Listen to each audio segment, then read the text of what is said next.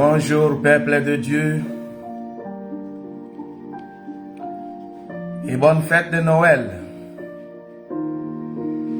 Merci de m'accepter en ce jour ici dans vos maisons, d'accepter que je viens partager la joie de ce jour ici avec vous, non pas comme tout le monde est en train de le faire, mais surtout avec la parole de Dieu. Nous allons prier avant de commencer. Père de grâce, nous te disons merci parce que tu es notre Père. Merci pour cette occasion et cette opportunité que tu nous accordes de pouvoir être encore en ta présence. Merci pour ce jour, un jour inoubliable. Un jour que nous devrions chaque fois commémorer parce que c'est un jour qui a marqué le début d'une histoire, le début du salut de l'homme. Accepte donc, Papa, que nous puissions partager avec ton peuple ce temps ici, afin de pouvoir faire comprendre à chacun de nous pourquoi est-ce que nous devrions prendre en considération ce jour ici. Cher Saint-Esprit, nous avons besoin de ta présence. Viens prendre le contrôle de ce moment ici. Que tout ce que nous allons nous dire puisse être ce qui est pour la gloire du Père. Dans le nom de Jésus, nous avons ainsi prié et nous disons Amen. Une fois de plus, bonjour peuple de Dieu. Ce n'est pas de notre habitude de pouvoir venir dans vos maisons en une journée, en un jour de la semaine. Mais si nous l'avons choisi, c'est parce que ce jour ici a une certaine particularité. Si aujourd'hui je peux me permettre de pouvoir venir dans vos maisons, je trouverai quelque chose de différent. Quand vous circulez dans les villes, dans nos rues aujourd'hui, vous trouvez qu'il y a quelque chose de différent. Nous nous rendons compte pratiquement, et cela c'est pendant la nuit, que nos villes sont en train de briller. Les rues sont éclairées. Les exercices commerciaux, les maisons, le lieu public sont décorés pour la plupart des cas en rouge. Dans toutes les nations où il y a le christianisme, la journée d'aujourd'hui est une journée particulière. Tout cela a été préparé pour la fête de Noël. Mais ce qui est malheureux, c'est qu'une fois cette fête ici passée, vous allez vous rendre compte que nous allons retourner à l'habitude, à la coutume, à notre vieille manière de garder nos villes, de soigner nos villes ou encore de gérer nos villes. Et c'est là, pas seulement du point de vue physique, même du point de vue spirituel. Aujourd'hui, vous allez vous rendre compte qu'il y a beaucoup de personnes qui ont dû changer leur manière d'être, leur manière de comprendre certaines choses. Une fois cette journée passée, on va retourner aux vieilles habitudes. La question que nous sommes en train de nous poser, sans toutefois chercher à tenir compte de la date, qui est la date du 25 décembre, qui n'est pas l'objet même de notre entretien avec vous. Parce que je voudrais rappeler aux enfants de Dieu que nulle part dans la Bible vous trouverez cette date de 25 décembre. C'est une convention humaine. Les gens se sont mis ensemble et ils ont décidé de pouvoir arrêter cette date ici afin de pouvoir commémorer la naissance de Jésus-Christ.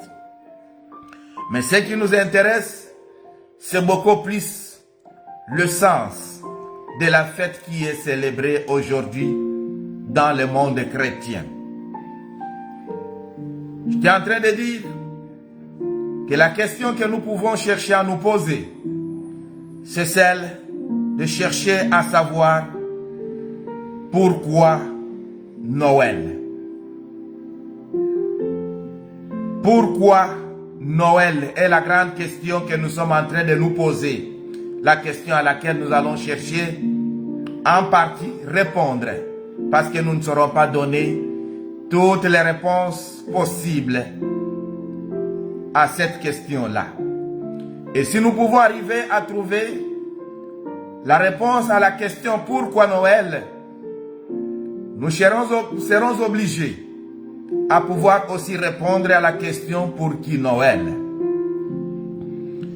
En ce qui concerne le pourquoi Noël, la réponse la plus simple que nous pouvons donner, c'est parce que Jésus. Parce que vous et moi, vous savez que la réponse à pourquoi, c'est parce que. Et nous disons ici, pourquoi Noël? Répondons, parce que Jésus. Mais alors, nous devrions aussi nous poser la question de savoir pourquoi Jésus. Plus d'une seule personne, quand nous posons la question de savoir pourquoi Noël, ils nous diront parce que Jésus-Christ est né. Mais alors, pourquoi Jésus-Christ est né? C'est ça qui est la base de la fête que nous sommes en train de célébrer aujourd'hui. J'aimerais ramener les enfants de Dieu dans l'histoire.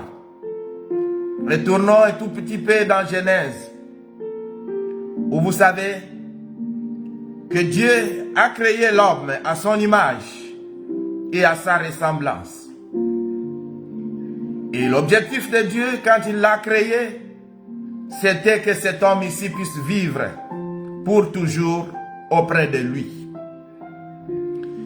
Il a disposé tout ce qui était nécessaire pour sa vie et l'a placé dans les jardins où il devrait cultiver, travailler à la terre afin de pouvoir obtenir ce qui était nécessaire pour sa vie. Mais ce dernier étant insatisfait, comme cela est l'habitude de chacun de nous, dans ce monde ici, nous n'avons jamais été satisfaits. Même ceux que l'on semble penser avoir tout ce qui est nécessaire pour la vie dans ce monde ici, n'ont jamais été satisfaits.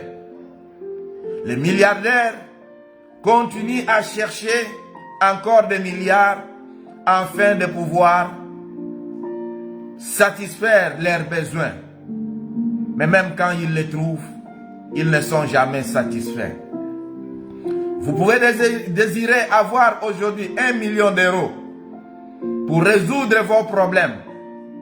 Quand on vous en donne, vous serez en train de chercher à trouver 2, 3, 4, 10 millions, 1 milliard encore. L'homme n'a jamais été satisfait et l'homme ne sera jamais satisfait. C'est la nature humaine. J'étais en train de dire que cet homme que Dieu a créé à son image, que Dieu a placé à ses côtés pour vivre avec lui, s'est rendu compte qu'il était incomplet. Et ceci, non par soi-même, mais quelqu'un est arrivé pour lui révéler, pour lui dire qu'il n'était pas encore complet. Cet homme ici, pour chercher à devenir complet, va écouter un autre être et il va chercher à combler le vide qui était en lui en acceptant la proposition du serpent, celui que le Nouveau Testament appelle le dragon ancien, celui que le Nouveau Testament appelle le diable. Le diable s'est présenté comme pour dire à l'homme qu'il n'était pas complet, il lui manquait quelque chose. Il va aborder la femme, lui poser une question pour chercher à sonder, pour chercher à savoir si la femme se rendait compte qu'elle était incomplète. Va lui poser la question de savoir si Dieu leur avait interdit de pouvoir manger du fruit qui se trouvait dans le jardin d'Éden. La femme va répondre comme pour lui dire, Dieu ne nous a pas interdit de pouvoir manger. Nous pouvons manger tous les fruits des arbres qui se trouvent dans le jardin. Mais pour cet arbre qui est là au milieu du jardin, Dieu nous a dit que nous n'en mangerons pas du fruit et que nous n'en toucherons même pas. Parce que Dieu nous a dit que le jour où nous allons en manger le fruit, nous allons mourir. Le diable va se moquer de la femme, comme pour dire, mais tu es ignorante. Ce n'est pas vrai ce que Dieu est en train de dire. Nous savons que Dieu est la vérité et que le diable n'est qu'un menteur. Mais pour cette fois-là, c'est le menteur qui va appeler celui qui est vrai. Celui qui dit la vérité, il va l'appeler menteur. Parce qu'il va dire à la femme, c'est du mensonge. Dieu sait que quand vous allez manger du fruit de cet arbre-là, vous allez connaître le bien et le mal. Vous allez devenir comme lui. Vous allez commencer à voir les choses telles qu'il les voit. Vous allez avoir la connaissance du bien et la connaissance du mal. Mais vous n'allez pas mourir. Le diable n'est qu'un menteur. Parce qu'il savait de toutes les façons qu'une fois, si l'homme pouvait obéir et accepter sa proposition, c'était pour écourter sa vie, pour mettre un certain terme à sa vie. Il savait que l'homme allait mourir avec la désobéissance. L'homme que l'Éternel avait créé pour vivre éternellement devrait commencer à vivre pendant un certain nombre d'années, tout simplement parce qu'il avait ou il allait désobéir. Et le diable savait cela. La vérité, il ne l'a pas dit. Il l'a dit en partie. C'est pourquoi j'ai toujours dit, quelquefois, ceci j'appelle ça des demi-vérités. Peuple de Dieu, ils sont très nombreux qui arrivent pour vous dire des demi-vérités. Il vous dit une partie de la vérité et l'autre partie de la vérité, il ne vous la dit pas. Il vient vous proposer et ils viennent vous présenter une face de la monnaie et l'autre face de la monnaie, il la cache. Il dit à l'homme, tu ne mourras pas, mais tu vas vivre. Mais ce qui est vrai est que quand tu vas manger, tu vas devenir comme Dieu. Tu vas commencer à voir les choses telles que lui les voit. Et tu vas avoir la connaissance du bien et du mal. La partie de la vérité, c'est que l'homme devrait avoir la connaissance du bien et du mal. Mais le mensonge, c'est qu'il a dit qu'il ne mourra pas. Dieu, quand il a créé l'homme, il ne l'a pas créé tel que Dieu est.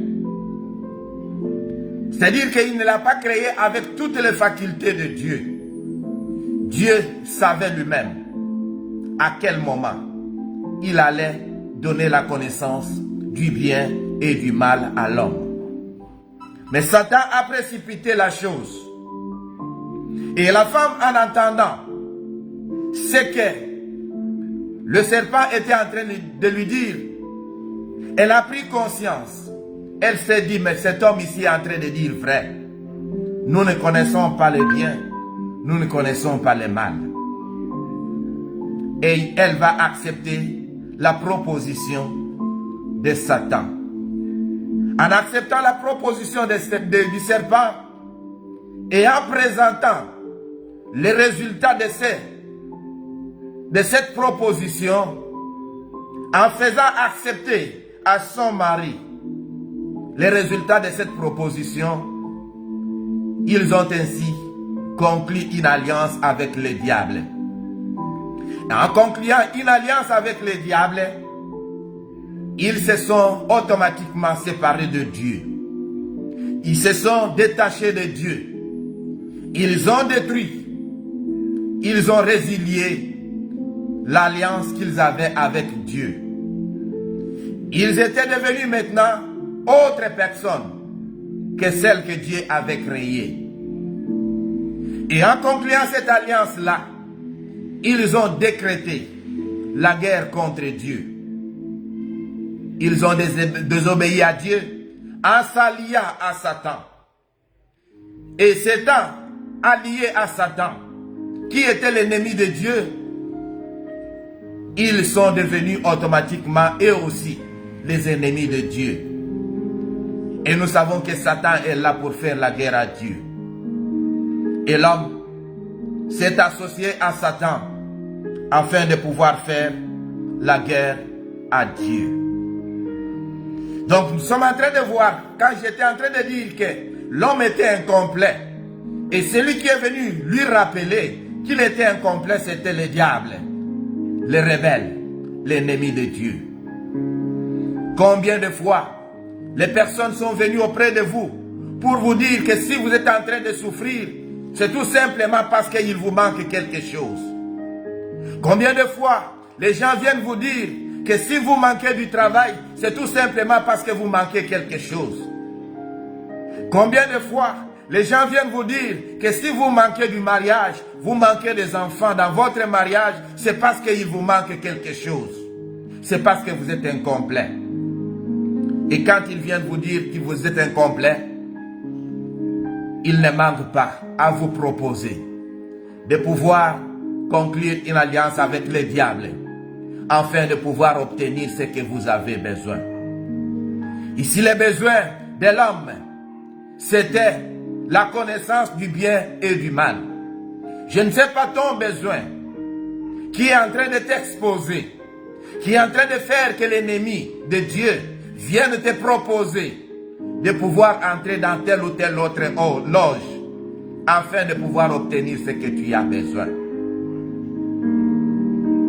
Quand vous vous sentez incomplet et que vous commencez à chercher à vous compléter, il y a toujours le risque que quelqu'un vienne vous proposer une voie qui n'est pas la voie de Dieu.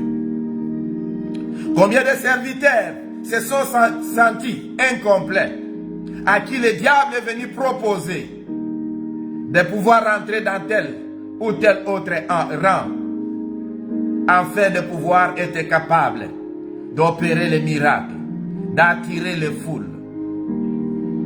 Combien des hommes et des femmes se sont sentis incomplets, ont convoqué les marabouts, les sorciers, les rosicruciens, afin de pouvoir les investir et permettre ainsi qu'ils puissent conserver leur lieu de travail, leur poste. Et quelle réponse vous avez donnée à ces hommes-là? Ici, l'homme a dit oui, je fais alliance avec toi et je m'oppose à Dieu. Et toi, qu'est-ce que tu as donné comme réponse? Dans quelle situation tu te trouves? Ne te trouves-tu pas dans la situation d'Adam et Ève qui ont conclu alliance avec Satan afin de pouvoir s'opposer et de pouvoir faire la guerre à Dieu? Si cela est le cas, mon frère, ma sœur, je te dis que ce qu'on t'a proposé n'est que momentané. La richesse qu'on t'a proposée n'est que momentanée. Elle va passer. Mais l'alliance avec Dieu demeure éternellement. c'est ça qui va assurer ta vie. Et alors, j'étais en train de dire que le diable ne vous a jamais tenté et ne vous tentera jamais là où il trouve que vous êtes déjà aposte, que vous êtes déjà, que vous avez déjà ce qui est nécessaire. C'est-à-dire que le diable vient toujours voir votre point de faiblesse. Il vient toujours voir ce qui vous manque afin de pouvoir vous le proposer. Et il vous le propose en demandant que vous puissiez conclure une alliance. C'est même la raison pour laquelle aujourd'hui, vous trouverez qu'ils sont très nombreux, qui ont sacrifié les familles, qui ont sacrifié une partie de leur corps, parce que le diable leur a proposé la richesse. Il leur a proposé les postes de travail. Il leur a proposé le succès. Il leur a proposé l'élévation. Ils ont accepté et ils ont conclu alliance avec le diable. Et alors, Dieu devrait descendre pour venir trancher ce problème ici.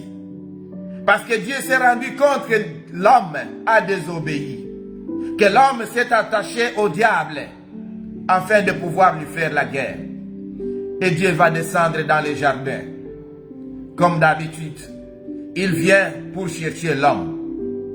Et l'homme, quand il a désobéi, quand il a mangé du fruit que le diable lui a proposé, quand il a conclu l'alliance avec le diable, et exactement, réellement aussi, il a eu la connaissance du bien et du mal.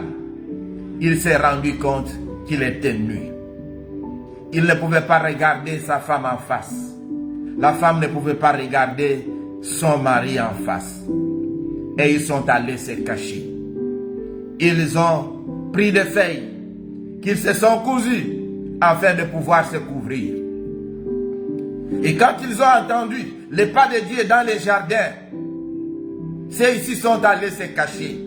Parce qu'ils ne pouvaient plus regarder Dieu en face. Parce qu'ils avaient honte. C'est là même que j'ai toujours dit aux enfants de Dieu. Pas seulement aux enfants de Dieu, mais à tous les parents du monde entier. Quand votre petite fille, quand votre petit garçon commence à vous éviter, quand il ne peut pas arriver, vous posez son problème, parce que ceci se trouve par exemple dans les parties intimes, tout simplement, vous devez vous rendre compte que votre enfant a commencé à découvrir les biens et les mal. Parce que nous savons qu'une petite fille qui ne connaît pas, qui n'a pas la connaissance du bien et du mal, a la facilité même de se déshabiller devant ses parents, leur poser les problèmes, leur dire j'ai mal ici, j'ai mal là-bas. A l'habitude ou encore la facilité de pouvoir se présenter à son père, lui demander de pouvoir le toucher à son sein parce qu'elle sent un mal là-bas. Mais quand votre fille, quand votre petit garçon commence à vous éviter, même pour se laver, il n'accepte plus que vous puissiez aller l'aider à bien se laver, cela signifie que votre petite fille, que votre petit garçon a commencé ou encore a la connaissance du bien et du mal. La connaissance du bien et du mal vous fait reculer, commence à vous donner des égards, commence à vous donner des limites. Parce que vous savez maintenant qu'il y a des choses que vous ne pouvez plus faire voir à tout le monde. Il y a des endroits, il y a des parties que tout le monde ne doit plus continuer à voir. Mais si vous n'avez pas la connaissance du bien, vous n'avez pas la connaissance du mal, vous pouvez faire tout ce que ceux qui en ont ne peuvent pas arriver à faire. Je disais, Dieu descend dans les jardins pour venir parler. Il appelle l'homme. Et l'homme lui dit, j'ai entendu tes pas dans les jardins et je me suis caché parce que j'ai honte. Et Dieu lui dit, comment c'est possible que tu peux avoir honte de moi? Depuis que je t'ai créé, je descends chaque jour dans les jardins. Je te prends par la main et nous allons circuler. Tu n'as jamais découvert que tu étais nu? As-tu mangé du fruit de l'arbre que je t'ai interdit? Et l'homme va dire, oui, j'en ai mangé. Dieu lui pose la question de savoir, pourquoi as-tu fait cela? L'homme accuse la femme. Il dit, la femme que tu m'as donnée. C'est là que nous n'avons jamais, nous, pris la responsabilité, notre propre responsabilité.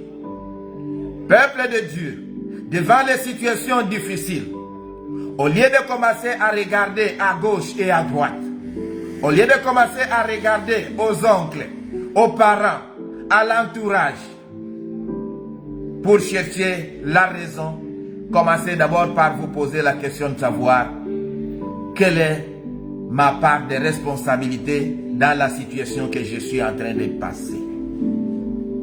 Cette situation que je suis en train de vivre, quelle est ma part de responsabilité? Il n'y a qu'après avoir trouvé la réponse à cette question-là que vous pouvez être orienté à regarder à gauche, à regarder à droite. Mais l'homme n'a jamais accepté de prendre sa part de responsabilité. Nous n'accusons que les autres. Si je suis entré dans telle ou telle autre loge, si je suis allé à lui faire telle ou telle autre chose, c'est parce que l'autre m'a fait ceci. C'est parce que l'autre m'a proposé. Mais quand on t'a proposé, on ne t'a pas lié. Tu étais libre et tu es un homme, une femme libre. Tu peux décider. Et c'est ça la liberté avec laquelle l'Éternel Dieu nous a créés. Il nous a donné cette liberté-là de pouvoir décider, de pouvoir accepter, de faire ce qu'on nous propose ou ne pas accepter. Dieu ne nous a pas créés comme des êtres qui sont contraints à accepter tout ce qui se présente. Mais Dieu nous a créés avec la liberté. Mais qu'est-ce que nous faisons de cette liberté-là? Parce que chaque fois, nous n'accusons que les autres. Les choses ne vont pas dans ma famille parce que mes parents. Les choses ne vont pas dans ma famille parce que mon voisin. Les choses ne vont pas dans ma famille parce que mes amis. Mais quelle est votre part de responsabilité vous-même? L'homme a accusé la femme. La femme n'a pas fait le contraire. Parce que quand Dieu lui a posé la question de savoir, et toi la femme, pourquoi tu fais cela? La femme va accuser le serpent. Il dit, le serpent m'a trompé. Et c'est vrai que le serpent l'a trompé. Mais est-ce que le serpent l'a lié? Est-ce que le serpent l'avait obligé? Parce que le serpent lui a proposé, lui a dit, tu n'es pas complet. Mais je te propose une voie pour que tu puisses avoir la connaissance du bien et du mal. C'est manger du fruit que l'Éternel vous a interdit. La femme a trouvé que c'était une bonne proposition. Et elle l'a accepté. Satan ne l'a pas lié. Mais elle-même a accepté de pouvoir manger de ce fruit-là. C'est comme toi aussi. Quand on est venu te proposer, quand on t'a dit tu es en train de souffrir, parce que tel ou tel autre est en train de te faire souffrir, parce que tu manques de la protection, parce que tu manques telle ou telle autre chose, tu as accepté la proposition. Et alors à la fin, quand les choses dégénèrent, ne va pas accuser les autres. Accepte la responsabilité. Accepte d'être responsable de ton propre malheur. Parce que ici, je dirais que la femme a été la responsable de son propre malheur. L'homme a été le responsable de son propre malheur. Parce que même la femme, quand elle lui a proposé le fruit, la femme ne l'a pas contraint de pouvoir accepter. Mais lui, il s'est dit à cause de l'amour, je vais accepter de pouvoir faire le mal. Ce n'est pas la femme qui l'a contrainte à pouvoir faire cela. Et alors, l'Éternel va se tourner vers le serpent. Il ne va pas poser au serpent la question de savoir pourquoi tu fais cela. Parce qu'il savait pourquoi le serpent était en train de le faire. Il était un ennemi de Dieu. Son problème s'était soulevé. La créature soulevait l'homme contre son propre créateur. De même que lui-même, Satan, s'était soulevé contre l'Éternel. il était en train de faire la même chose avec l'homme et la femme, afin qu'ils puissent constituer un bloc, qu'ils puissent faire front à l'Éternel, faire la guerre à l'Éternel. Et il a réussi son pari. Et alors, dans Genèse, chapitre 3, à ses versets 14 et 15, la Bible nous dit, alors, le Seigneur dit au serpent, puisque tu as fait cela, je te maudis. Celle de tous les animaux, tu devras ramper sur ton ventre et manger de la poussière tous les jours de ta vie. Je mettrai l'hostilité entre la femme et toi, entre sa descendance et la tienne. La sienne t'écraserait la tête, tandis que tu la mordras au talon. Peuple de Dieu, rendez-vous compte ici de quelque chose.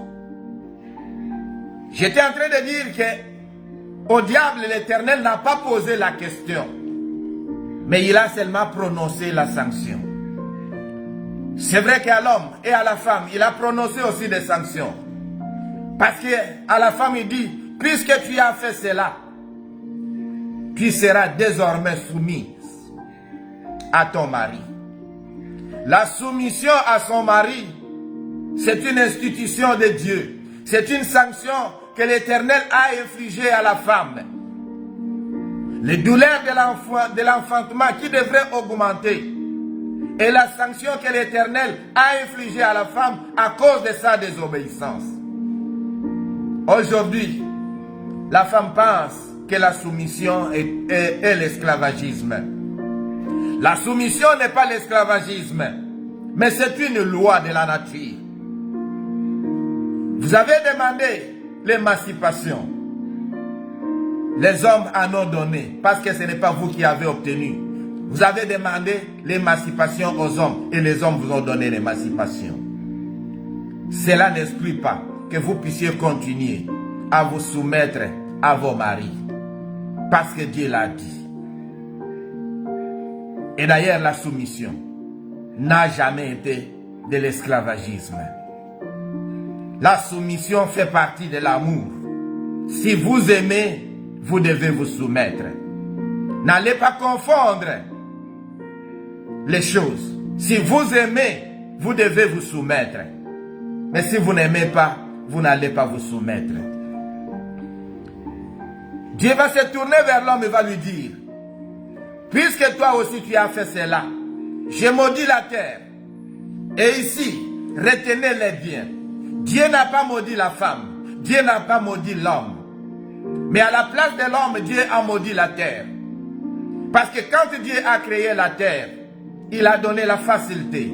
L'homme pouvait cultiver, travailler avec toute facilité, sans beaucoup d'efforts et obtenir le fruit voulu. Mais cette fois-là, Dieu dit, puisque tu as désobéi, j'ai maudit la terre. Et tu obtiendras ton pain à la sueur de ton front. C'est-à-dire que tu devrais souffrir pour obtenir ce que tu as besoin. Mon frère, je viens ici vous dire quelque chose.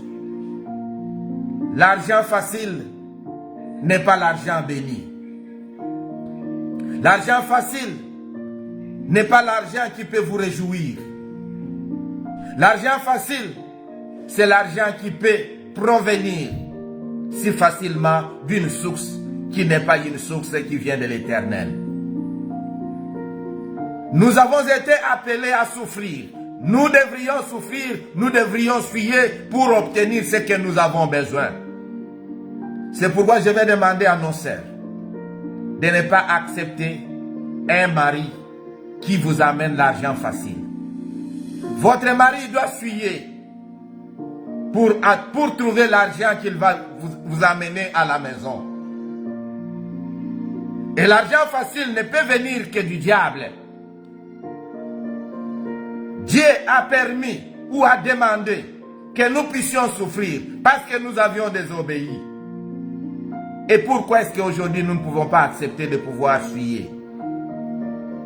C'est vrai qu'aujourd'hui, on est en train de chercher à faciliter. telle ou telle autre chose, à alléger cette lourde charge que l'Éternel a déposée sur l'homme. Mais même là, on doit suyer, on doit réfléchir, on doit travailler, on doit perdre l'énergie pour arriver à trouver ce qui est nécessaire. Mais là où on vous dira, vous n'allez fournir aucun effort, mais vous allez obtenir tout ce que vous avez besoin. Attention, il y a un piège derrière cela. Parce que celui qui vous le propose a toujours un second plan. Il a toujours un plan caché. Il a toujours derrière sa main un couteau qu'il est en train de tenir afin de pouvoir vous éliminer. Et alors ici, l'Éternel n'a pas maudit l'homme, il n'a pas maudit la femme, mais il va maudire le serpent. Il dit de tous les animaux, seul toi auras à ramper sur ton ventre.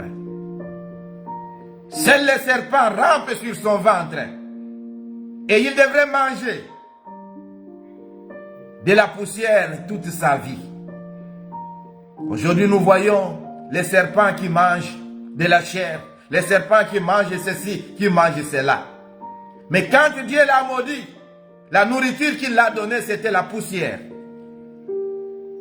Et alors, l'Éternel ne s'arrête pas seulement à le maudire. D'abord, il ne lui a pas posé la question, mais il a infligé sa punition. Une punition qui était déjà lourde. Cela pouvait suffire là. Mais l'Éternel s'est dit, je ne suis pas satisfait si je dois le laisser de cette manière-là. L'Éternel dit ceci. Il dit, je mettrai l'hostilité entre la femme et toi, entre sa descendance et la tienne. La sienne t'écrasera la tête, tandis que tu la mordras au talon. C'est-à-dire que l'Éternel dit, oui, vous avez conclu alliance avec la femme. Je ne vais pas vous écarter. Je ne vais pas dissoudre cette alliance-là. Je ne vais pas vous demander de résilier à cette alliance-là. Je ne vous demande pas de pouvoir vous dissocier.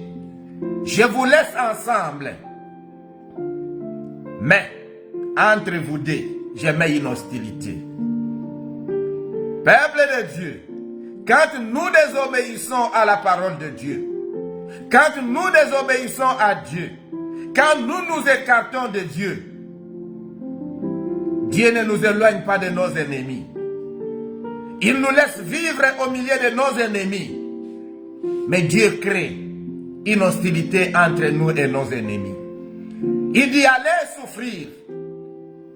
Allez demeurer dans cette situation-là. Allez vivre à couteau tiré avec vos ennemis. Dieu nous épargne de nos ennemis quand nous sommes obéissants à lui. Mais il nous laisse vivre au milieu de nos ennemis. Que nos ennemis nous font souffrir. Que nous fassions souffrir nos ennemis. C'est ça l'hostilité que Dieu met entre nous et nos ennemis quand nous acceptons de pouvoir prendre part à ce que nos ennemis sont en train de nous proposer. L'Éternel n'écarte pas le diable du milieu de nous. C'est même la raison pour laquelle jusqu'à aujourd'hui, le diable est en train de vivre sur la terre. La Bible pouvait dire, malheur à la terre, parce que le diable est descendu avec toute sa colère sur la terre. Il est venu habiter avec nous. Il est venu pour que nous puissions vivre à couteau tiré, en ennemi. Il va nous persécuter et nous allons le persécuter.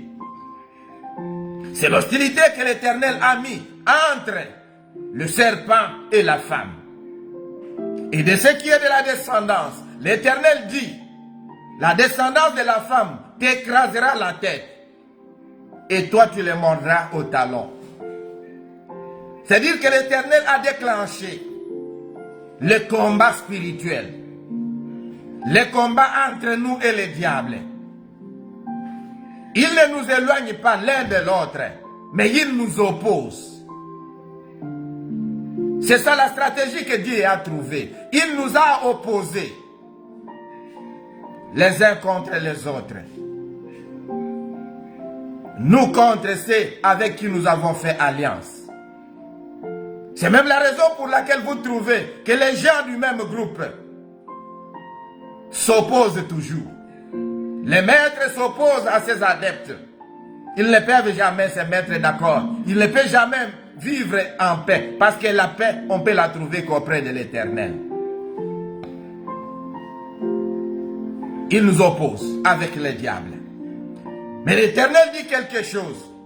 La descendance. C'est-à-dire qu'ici l'Éternel est en train de nous faire comprendre que le combat qu'il a déclenché entre nous et les serpents, ce n'est pas un combat d'un jour, mais un combat perpétuel, un combat continuel, un combat de tous les jours. Tant que nous sommes encore en train de vivre, ce combat ne finira jamais. C'est la raison pour laquelle nous allons dire aux enfants de Dieu que le combat que nous avons contre le diable ne finira jamais. Que personne ne vienne vous tromper et vous dire que le jour où vous avez accepté Jésus-Christ, tout est fini pour vous. Vous n'allez plus souffrir, vous n'allez plus avoir de problèmes. Mais moi je vous dis que le jour où vous acceptez Jésus-Christ comme Sauveur et Seigneur, vous déclarez ouvertement la guerre contre le diable. Et c'est en ce moment-là que toutes les difficultés commencent. C'est en ce moment-là que tous les problèmes commencent. Mais la grâce que nous avons, c'est que Jésus-Christ se met de notre côté, afin de pouvoir combattre l'ennemi commun que nous avons, qui est le diable. Ton frère n'est pas ton ennemi. Ta sœur n'est pas ton ennemi. Mais ton ennemi, c'est le diable. Et ensemble, nous devons nous lever comme un seul homme, combattre l'ennemi commun que nous avons. Le combat spirituel ne finit pas aujourd'hui. Et ce n'est pas parce que Dieu t'a donné la victoire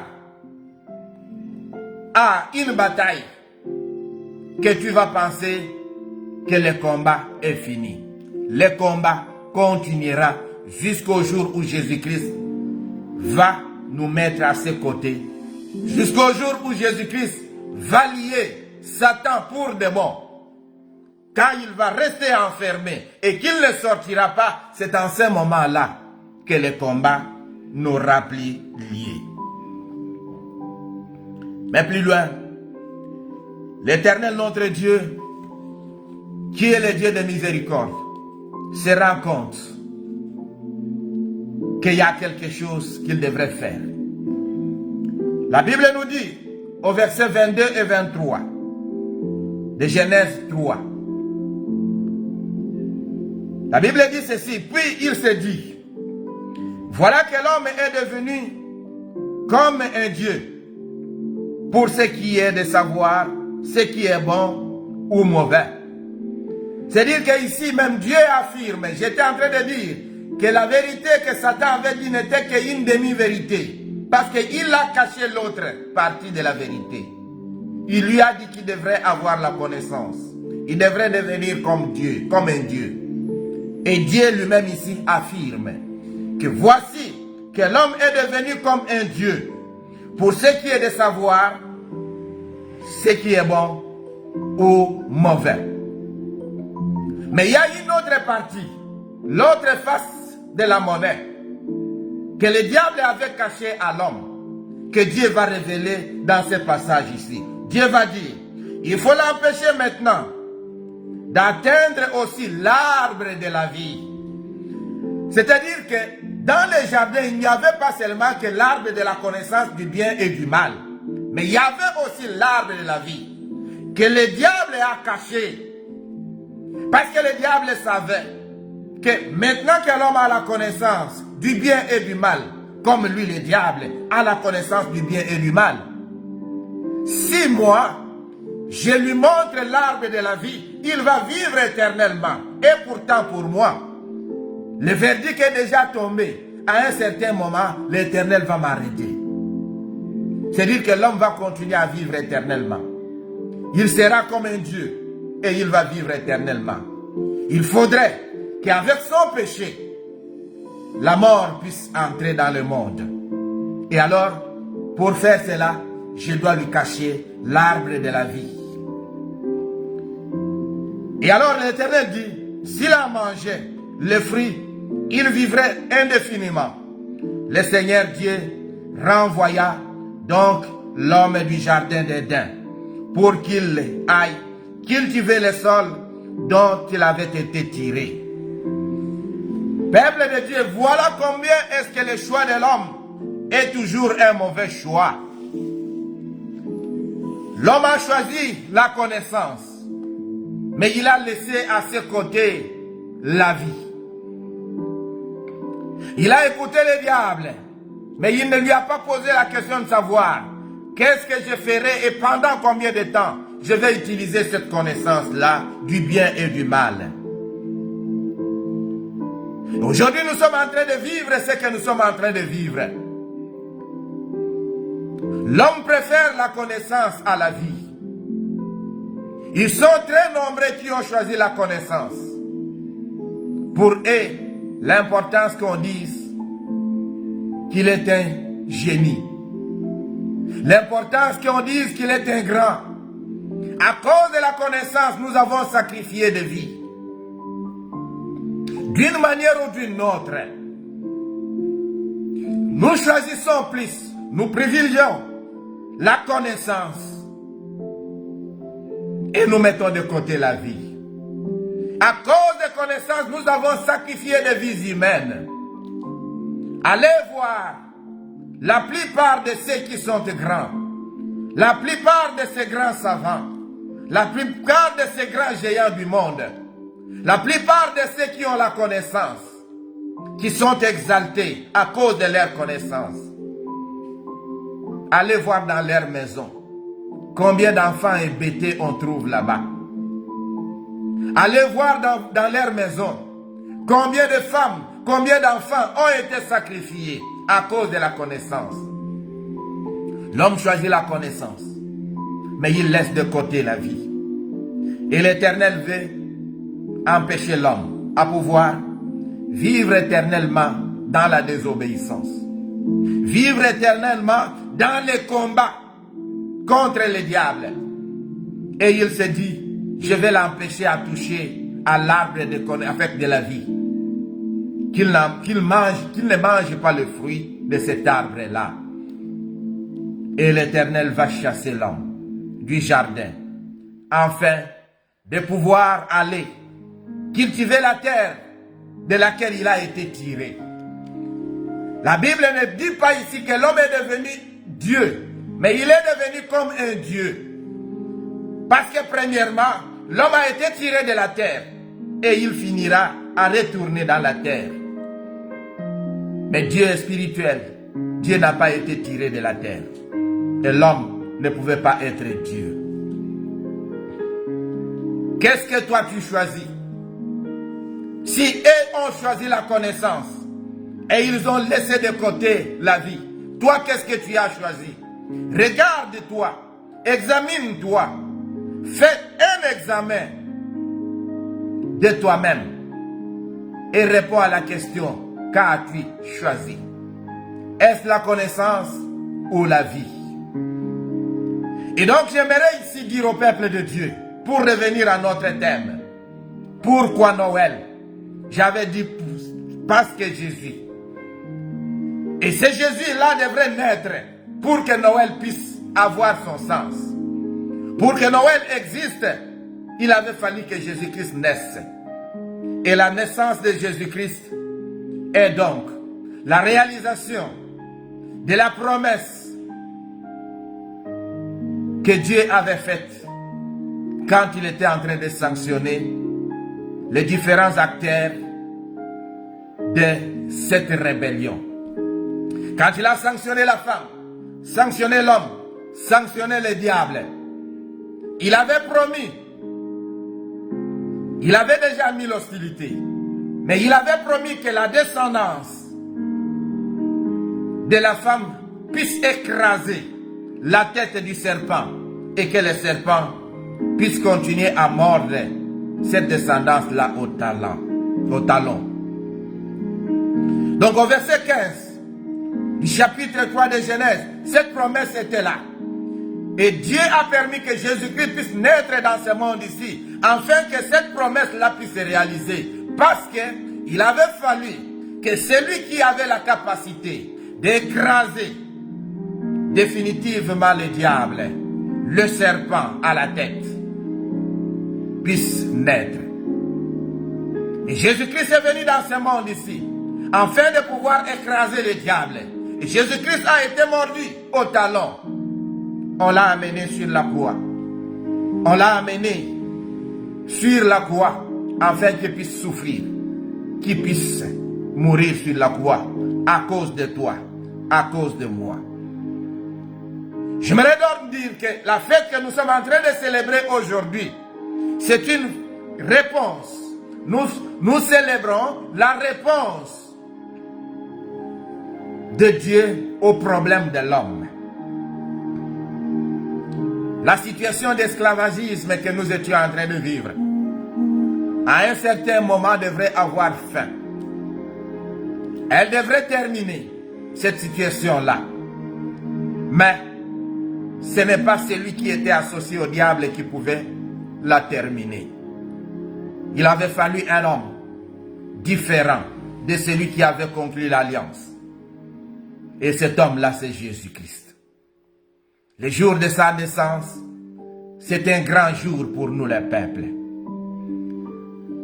La naissance de Jésus-Christ est aussi un signe de la présence de Dieu au milieu de son peuple pour les délivrer.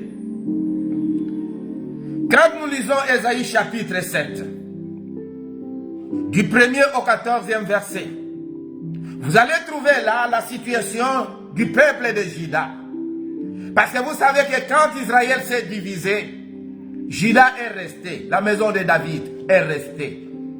Et les autres royaumes sont allés constituer Israël. Ils sont devenus ennemis.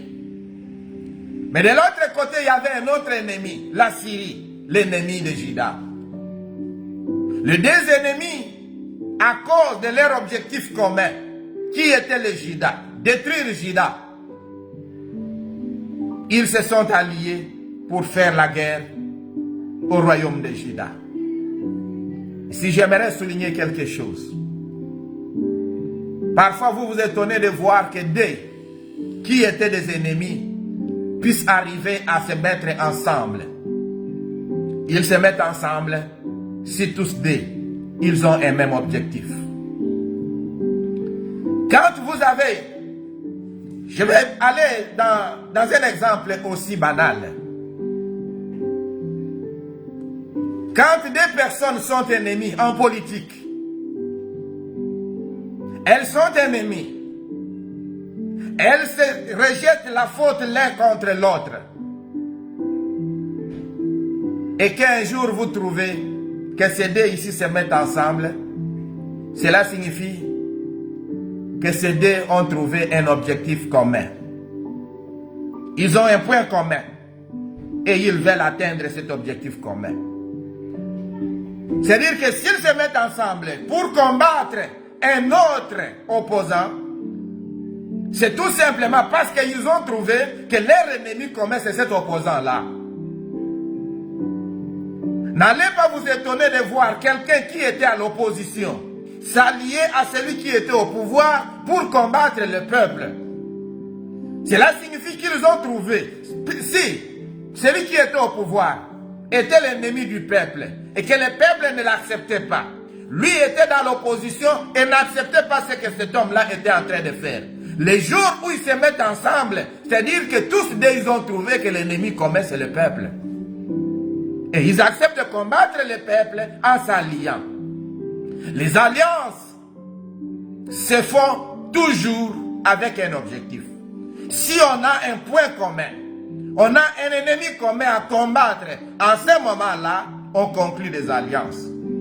La Syrie a conclu alliance avec Israël parce qu'ils avaient un ennemi commun qui était le royaume de Juda.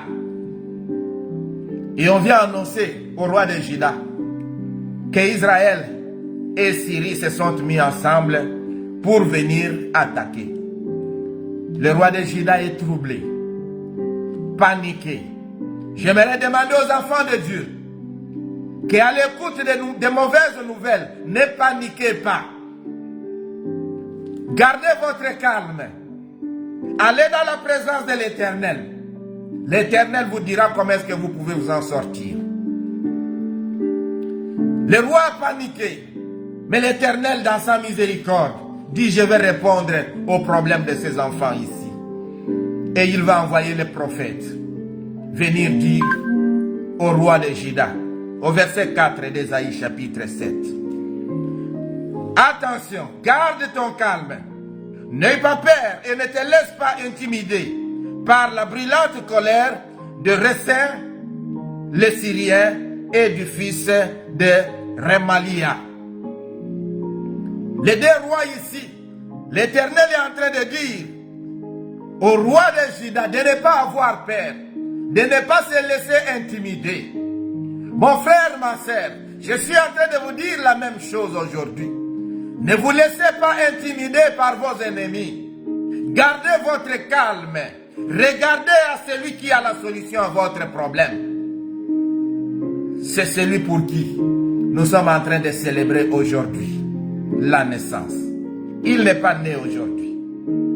Il est né il y a 2000 ans. Mais nous avons raison de pouvoir célébrer cette naissance-là. Parce que cet homme-là est descendu pour nous délivrer, pour nous donner et faire de nous ce que nous sommes aujourd'hui. L'Éternel continue. Il dit, ce ne sont que deux bouts de tissons fumants. C'est-à-dire que l'Éternel dit, ce sont des tissons fumants. À un certain moment, ça va s'éteindre. Ne panique pas devant la colère de ton ennemi. Garde ton calme. L'Éternel va l'éteindre. L'Éternel va le diminuer. L'Éternel va l'apaiser. S'il faut que je puisse utiliser les mots les plus beaux. L'Éternel dit, garde ton calme, je vais intervenir. C'est-à-dire que l'Éternel dit, attache-toi à moi. Reste attaché à moi. Moi, je vais trouver la solution. Et alors l'Éternel dit quelque chose. Je vais te donner la victoire, roi de Juda. C'était Akaz à ce moment-là. Akaz, je vais te donner la victoire. Aie confiance en moi. Regarde à moi. Ne regarde pas à ce qui est devant toi. Et c'est l'exhortation que nous sommes en train de faire aujourd'hui, ce matin-là, au peuple de Dieu. Ne regarde pas à gauche, ne regarde pas à droite. Ce ne sont que des tissons fumants. Mais toi, regarde à l'Éternel. Il te donnera la réponse. Il te donnera, t'accordera même la victoire que tu es en train de chercher. Et alors, pour confirmer ce que l'Éternel était en train de dire à Akaz, roi de Juda, l'Éternel lui demande de pouvoir demander un signe. Mais celui-ci dit, je ne vais pas demander un signe, parce que je ne vais pas tenter l'Éternel, mon Dieu. Avait-il raison? Ou c'est parce qu'il n'avait pas confiance qu'il n'a pas demandé un signe? Toi et moi, nous ne pouvons pas le savoir, mais l'Éternel Dieu sait. Mais je sais que l'Éternel avait demandé la même chose à Salomon. Demande-moi ce que tu veux que je fasse de toi. Salomon a demandé. L'Éternel ne l'a pas condamné. Parce que si c'est l'Éternel lui-même qui vous demande de pouvoir demander un signe, je ne trouve aucun mal de pouvoir demander ce signe-là. Ce n'est pas que vous manquez de foi. Parce que c'est l'Éternel lui-même qui demande. À la différence, par exemple, d'Akaz et du roi Ézéchias. Lui, c'est lui qui a demandé le signe au prophète. Il a dit, mais comment est-ce que je saurai que l'Éternel va me guérir? Là, c'est différent. C'est lui qui demande le signe. Mais dans ce cas ici, c'est l'Éternel lui-même qui demande qu'on puisse demander le signe. Mais le roi Akaz a dit, je ne vais pas tenter l'Éternel. Supposons, acceptons qu'il avait raison de ne pas demander. Mais l'Éternel ne s'arrête pas là. Comme pour dire, je suis satisfait. Parce qu'il connaissait le cœur du roi Akaz. Et il va lui-même accepter de pouvoir lui donner les signes. Au verset 5 d'Ésaïe chapitre Ésaïe chapitre, au verset 14 d'Ésaïe chapitre 7. La Bible dit, eh bien, le Seigneur vous donne lui-même un signe. La jeune femme va être enceinte et mettre au monde un fils. Elle lui donnera le nom, ou elle la nommera Emmanuel, Dieu avec nous. Ici, l'article même qui est utilisé ici, c'est l'article défini. La jeune femme. On ne dit pas une jeune femme, mais la jeune femme. C'est-à-dire que l'Éternel savait déjà, avait déjà déterminé quelle est cette femme-là qui devrait tomber enceinte et enfanter un enfant à qui elle donnerait le nom d'Emmanuel. Dieu avec nous. Et cette femme-là, vous la connaissez des noms. Ici, l'Éternel dit qu'Emmanuel qui descend, c'est la réponse aux problèmes, aux difficultés que vous avez devant vous. Israël était en difficulté. Israël était dans la peur. Dieu dit la réponse à votre peur, c'est que moi-même je descends vivre au milieu de vous. J'étais en train de dire que la naissance de Jésus-Christ était un signe de la présence de Dieu au milieu de son peuple. Parce que Jésus-Christ, une fois né dans ce monde-ci, a marqué cette présence-là de Dieu au milieu de nous. Emmanuel est son nom. Dieu avec nous. C'est-à-dire que Dieu a laissé son trône. Il est descendu pour s'asseoir au milieu de son peuple. Ce peuple qui avait péché, ce peuple qui s'était révolté contre lui et qui était en train de vivre sans Dieu, Dieu va maintenant accepter de pouvoir venir vivre au milieu de lui, afin de pouvoir le sauver. J'étais en train de dire pour sauver l'homme, il n'avait pas fallu, ou il n'était pas possible que ce soit un autre homme qui était ou encore couvert du péché, mais un homme qui était différent de tous les autres hommes. Et c'est cet homme-là qui devrait venir sauver. Cet homme-là s'appelle Jésus, Emmanuel. Donc la naissance de Jésus venait marquer désormais, officiellement, la présence de Dieu au milieu de son peuple. Et si la présence de Dieu entre au milieu de nous, si Dieu accepte de venir vivre au milieu de nous, pourquoi ne pas célébrer cela? Pourquoi ne pas reconnaître cela? Pourquoi ne pas être joyeux? Parce que Dieu a accepté de pouvoir venir au milieu de nous. Et ici, j'aimerais rappeler aux enfants de Dieu. Il est vrai qu'on nous a toujours dit, personne n'a jamais vu Dieu.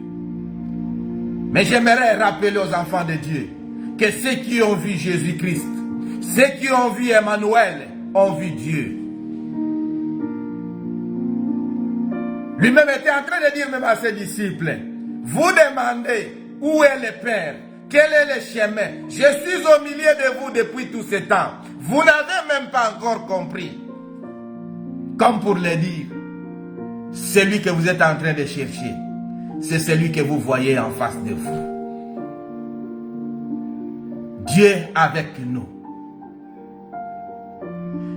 Le jour de la naissance de Jésus-Christ, c'est le jour aussi où la souffrance momentanée de Dieu a commencé. Je m'explique. La Bible nous dit ceci dans Jean chapitre 3 à son verset 16. Dieu a tant aimé le monde qu'il a donné son Fils unique, afin que quiconque croit en lui ne périsse pas, mais qu'il ait la vie éternelle. À cause de l'amour de Dieu pour son peuple, à cause de l'amour de Dieu pour le monde, Dieu a pris son Fils, il l'a donné. Et le jour où Dieu a accepté que son Fils puisse naître, que son Fils puisse prendre le corps humain, ce corps qui est le corps d'un péché, ou le corps de péché, Ces jours-là, Dieu s'est séparé de son Fils. La souffrance de Dieu a commencé. Parce que Dieu ne pouvait plus être en communion avec son Fils. Parce que celui-ci est devenu homme. Il s'est séparé de son Père. Malgré que la Bible nous dit qu'il a existé dans ce monde ici, en forme d'homme, mais il n'a jamais péché. Mais du fait qu'il est venu habiter au milieu du péché, au milieu des pécheurs, il s'est écarté. Parce qu'il est venu vivre dans ce royaume-là, sur cette terre-là, où Dieu a jeté l'homme qui avait péché contre lui. Et son Fils devrait venir subir toutes ces conséquences-là. Vous et moi, nous savons que Jésus-Christ a souffert. Il a été frappé. Il a pleuré. Pas seulement de douleur, mais il a pleuré même à voir comment est-ce que le monde était en train de mourir. Jésus-Christ a pleuré. Il a eu la tristesse dans lui. J'étais en train de dire que ce jour-là, le Père s'est séparé de son Fils et sa souffrance a commencé. Vous et moi, nous savons combien est-ce que nous souffrons quand nous nous séparons de nos enfants. Même un enfant que vous avez envoyé à l'école. Quand vous savez qu'il est allé pour 2-3 mois, que vous ne le verrez plus, combien est-ce que vous restez triste? Et combien Dieu pouvait rester triste, sachant que son Fils était en train de venir habiter sur la terre pendant des années. La souffrance de Dieu. Quelqu'un dirait Dieu n'a jamais souffert. Dieu souffre. Et particulièrement à ce moment-là, où il était séparé de son Fils, Dieu était en train de souffrir. Dieu souffre quand il nous voit nous souffrir. Dieu souffre quand il voit que nous sommes en train de nous rebeller contre lui. Dieu souffre. Il n'y a pas d'amour sans sacrifice. Et à cause de son amour, il a sacrifié son Fils, afin que toi et moi, nous puissions être sauvés, que nous puissions vivre. La naissance de Jésus-Christ marque même l'identification de Dieu en l'homme. Ésaïe chapitre 9, à son verset 5 nous dit ceci. Car un enfant nous est né, un fils nous est donné, et la domination reposera sur son épaule. On l'appellera admirable, conseiller, Dieu puissant, Père éternel, Prince de paix. Peuple de Dieu, ici vous êtes en train de vous rendre compte de quelque chose. Et nous sommes en train de rappeler ça aux enfants de Dieu. Dieu s'est identifié à l'homme en prenant le corps humain. Il nous a créés à son image, à sa ressemblance. Mais ce jour-là, où il a accepté que son Fils puisse naître, il a accepté lui-même de pouvoir s'identifier à l'homme. Parce qu'il est devenu un homme. Un enfant nous est donné. Et la domination reposera sur son épaule. Et Dieu dit ici, en annonçant la naissance de Jésus-Christ, il dit, comment est-ce qu'on l'appellera? Dans le premier passage que nous avons lu, il a dit, Emmanuel, Dieu avec nous. Mais il dit, ce n'est pas seulement Dieu avec vous, mais c'est Dieu lui-même qui est là au milieu de vous. Si nous disons que Jésus-Christ est Dieu, c'est parce que la parole de Dieu qui est vraie nous déclare que Jésus-Christ est Dieu. Ici, les noms que l'on donne à Jésus-Christ sont ceux ici. Admirable, conseiller, Dieu puissant. Allez contredire ceux qui vous disent tout simplement que Jésus-Christ est le Fils de Dieu, mais il n'est pas Dieu. Parce que ici, peut-être ils ont ôté ce passage ici de leur Bible. Mais ici la Bible nous dit qu'on l'appellera Dieu puissant. Non pas seulement qu'il porte le nom de Dieu puissant, mais il est le Dieu puissant. Il est le Père éternel. Il est le Prince des paix.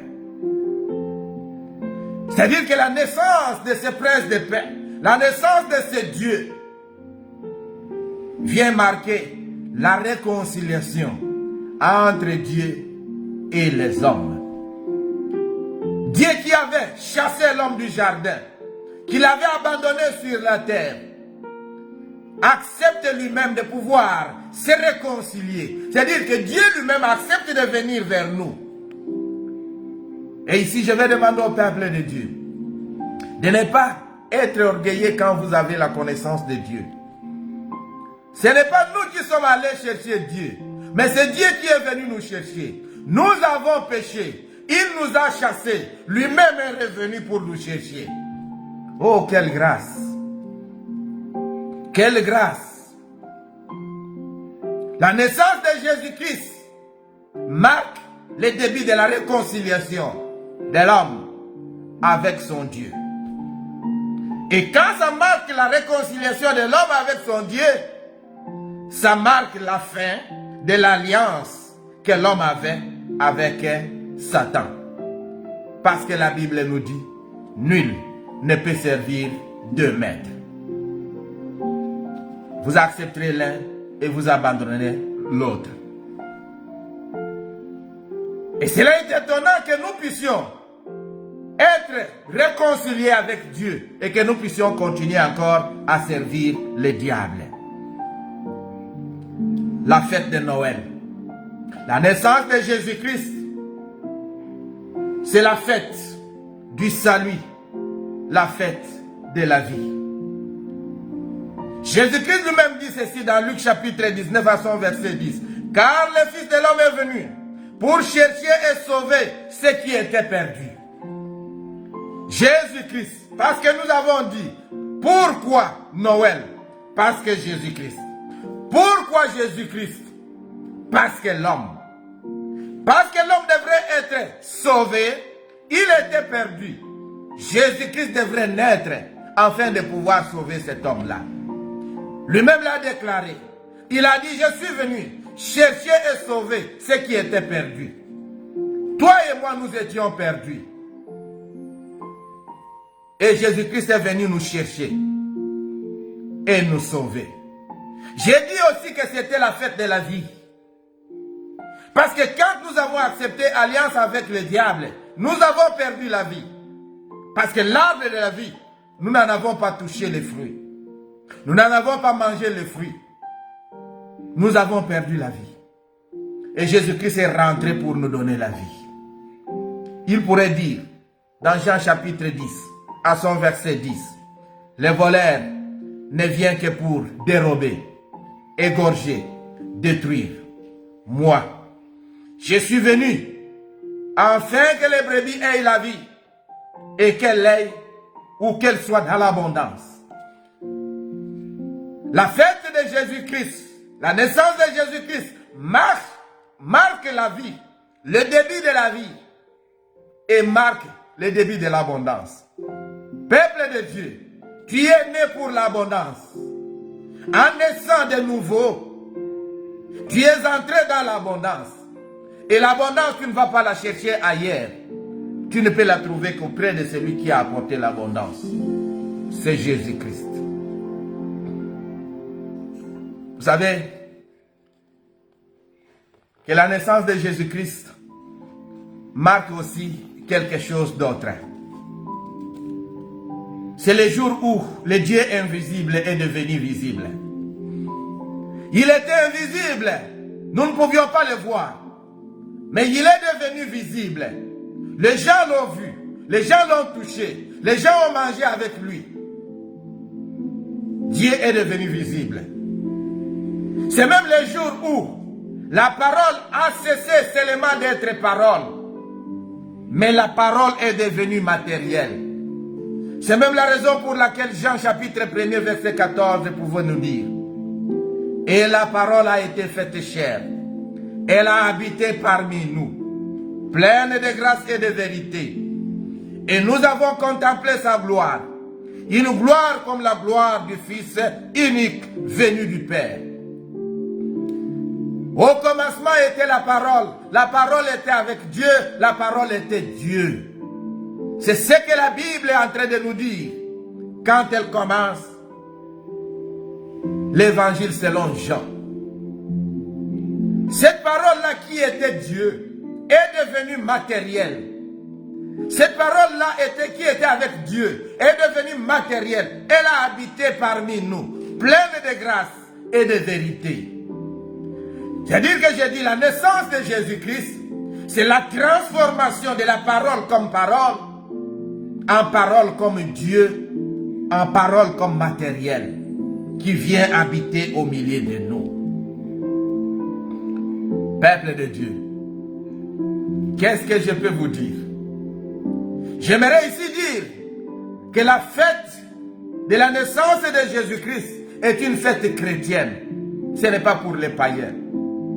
Parce qu'aujourd'hui, même ceux qui ne croient pas, ceux qui sont athées, quand vous leur demandez ce qu'ils sont en train de faire aujourd'hui, à cause de ce jour ici, ils parleront d'un certain Jésus. La naissance de Jésus. Même s'ils ne peuvent pas croire, mais ils reconnaissent qu'il est né un certain Jésus qui est descendu dans ce monde ici, afin de pouvoir te sauver, toi et moi. Lui-même, il dit, en donnant la raison de sa venue ici sur terre, il dit, je suis venu non pour être servi, mais pour servir. La naissance de Jésus-Christ marque le début du service. Nous avons reçu maintenant quelqu'un qui vient nous servir. Quelqu'un qui vient nous demander de pouvoir être au service des autres. Parce que lui-même est venu pour servir et non pour être servi. Malheur à nous qui attendons toujours d'être servis, mais qui ne pouvons pas servir. C'est malheureux. Jésus-Christ est venu dans ce monde ici, afin de pouvoir te sauver. J'aimerais te dire bonne fête, toi qui crois en Jésus-Christ. J'aimerais te dire bonne fête, toi qui crois que Jésus-Christ est né. Quelqu'un me dira c'est une fête qui n'est pas biblique. Dans la Bible, il n'y a nulle part où on nous demande de pouvoir fêter Noël. Vous avez raison. Mais vous ne pouvez pas seulement fêter la Pâque si vous ne reconnaissez pas que celui qui est mort est né. C'est la raison pour laquelle nous acceptons de pouvoir être reconnaissants pour ce jour ici. Parce qu'on ne pouvait pas mourir sans naître. Et si on peut se réjouir de la mort, de la résurrection, nous devrions commencer par nous réjouir de la naissance de celui qui mourra et qui va être ressuscité. Que l'Éternel, mon Dieu, vous bénisse. Et une fois de plus, bonne fête de Noël chez vous.